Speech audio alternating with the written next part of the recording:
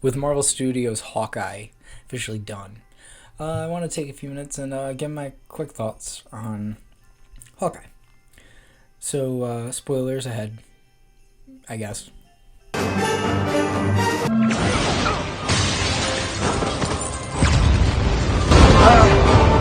The story is based off of Matt Fraction's My Life as a Weapon arc, which is a really good arc, and I think you should read it if you've liked this show.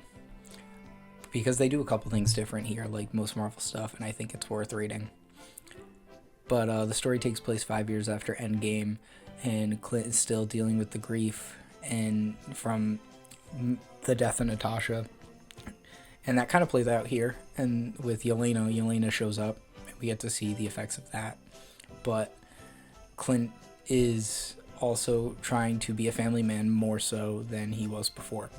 He really just doesn't want to be there. Like, he doesn't want to be a hero. He really doesn't think he deserves to live. So he's trying to be a family man. And I respect it. You get to see some of the PTSD Clint has and some of the ramifications from the other movies. Like, Clint is now deaf, and there's an excellent Christmas montage of that. This whole thing has a great Christmas vibe, and I really dug it.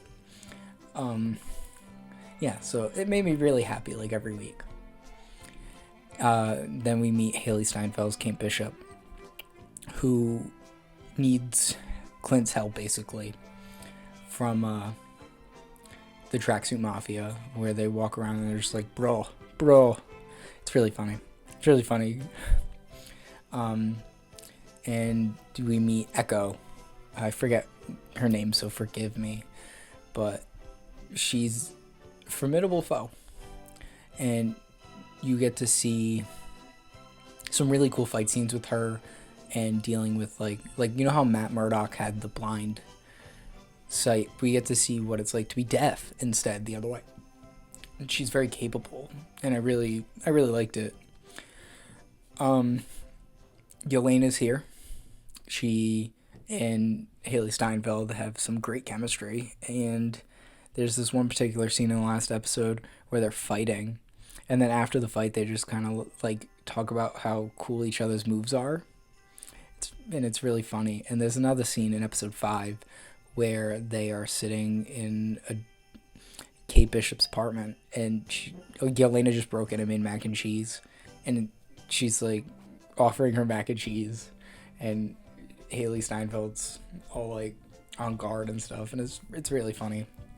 It is probably one of my favorite Marvel shows. It kind of sticks the landing better than the rest of them do, and it's kind of consistent all the way through. I think its highs are really high and its lows aren't that low.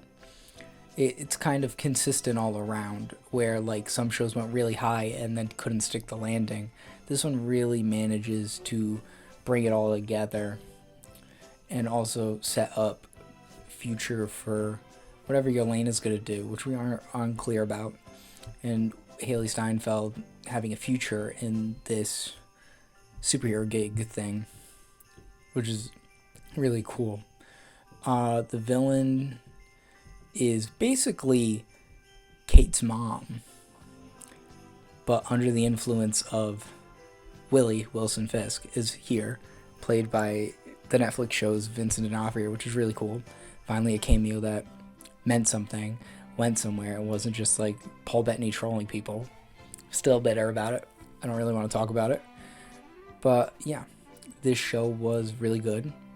And this isn't really going to be anything long, but I hope we get more like this, because this had a nice vibe to it. And I can see myself watching more Marvel shows that are like this than, I don't know, Falcon and Winter Soldier, which I wasn't really a big fan of because it didn't stick the landing as good as I wanted it to. And WandaVision had like a great fan theory era, but it didn't stick the landing and left me kind of feeling nothing. Where like now I think about it and it's still like I feel nothing about it. But this is like something I might go back to maybe every Christmas. It's really nice. So I got another video planned for later this week. It's Spider-Man related, so if you guys like my Spider-Man stuff, you will see more Spider-Man. If you like this, maybe I'll do more like this. But hope you guys enjoyed, and I'll see you guys next time.